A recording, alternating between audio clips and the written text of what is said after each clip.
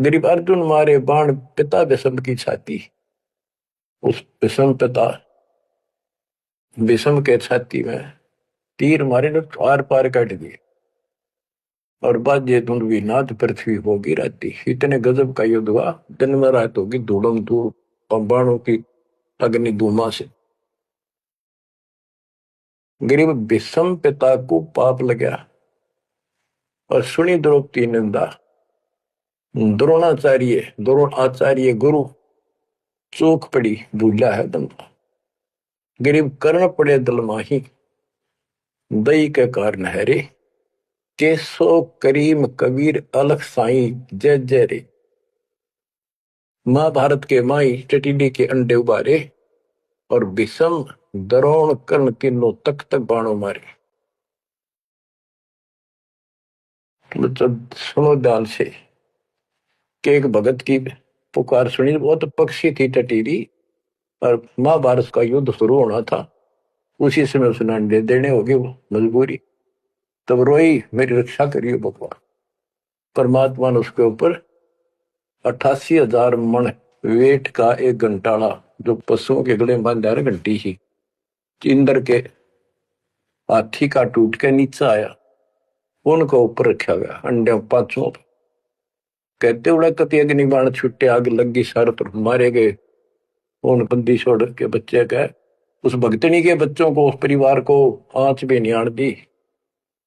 तो बच्चों जब एक भगत टटीरी पक्षी की पुकार सुन सकता है, यदि आप खड़े रहोगे मालिक के चरणों में, परमात्मा कबीर जी की शरण में, और आपके कारण भी आपके बच्चे परिवार की नो रक्षा कर देगा दाता।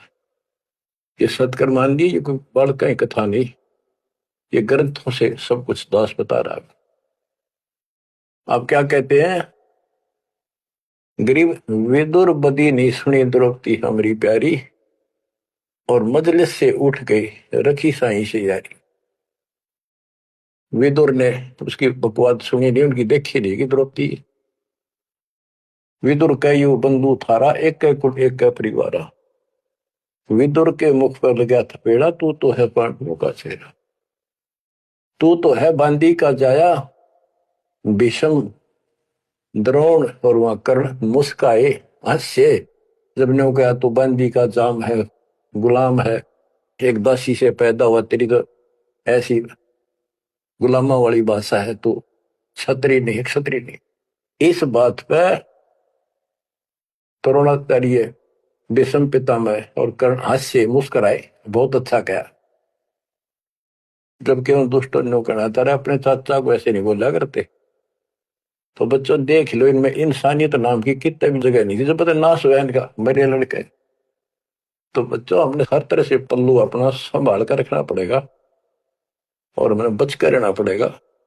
इसलिए संत सोए जो सीधा चले, ना द्रौपदी की तरह मजाक करे, ना दुस्साहस जैसा कुकर्म करे, ना भीष्म द्रोणाचार्य की तरह किसी की सभा में बैठ के बिना बोलने नहीं रहे। विदुर की तरह को मानना ठीक से ना साची कहेगा उठ के चल। इस तरह की बातें आपको करीमदास जी की बड़ी निष्कर्ष निकाल के दे रही।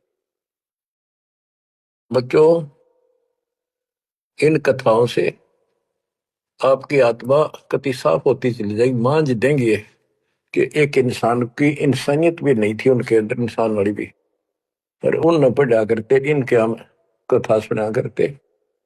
और ये हमारे ग्रंथ थे, ये है अमर ग्रंथ, अमर वाणी आत्मा को साफ कर देंगे, मैल धो देंगे सारे युगन युगन के पाप इकट्ठे हो रहे हमारे।